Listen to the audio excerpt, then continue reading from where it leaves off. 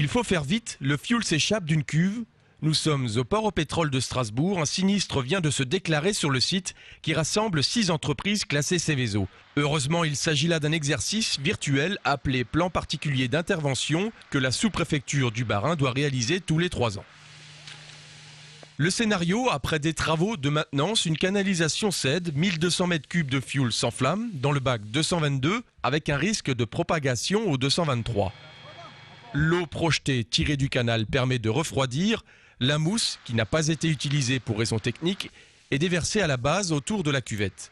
Éventualité dramatique, le toit de la cuvette se brise. Le risque, bien sûr, qui risque de se profiler à l'horizon, c'est une infiltration progressive de cette eau qui est plus lourde que l'hydrocarbure en partie basse, une vaporisation de cette eau et donc un effet piston avec une éventuelle, dans ce cas qui est un scénario ultra majorant, de produits sous forme de boule de feu, avec donc un rayonnement extrêmement important en termes de température sur plusieurs centaines de mètres, si ce phénomène venait à survenir. Ce phénomène s'appelle le boil-over. Au port au pétrole, si cela devait arriver, une partie du quartier de la Robertsau serait touchée. Le confinement à domicile est souvent requis, mais cela peut aller jusqu'à l'évacuation. Le boil-over, scénario catastrophique, à petite échelle, ça donne ça. Aujourd'hui, nous ne jouerons pas cette phase-là, nous jouons justement la phase qui précède et qui va donc éviter que ce type de phénomène puisse se produire.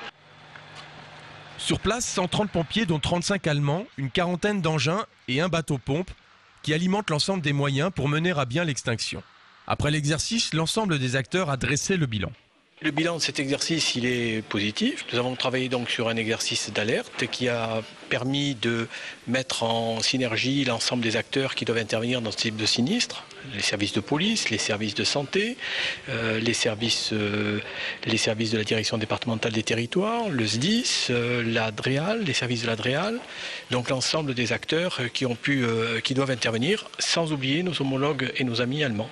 Au cœur du sinistre, 8 blessés virtuels, dont 2 graves, ont été évacués rapidement. L'exercice a duré 4 heures. En Alsace, on recense 43 établissements Seveso, répartis équitablement dans les 2 départements.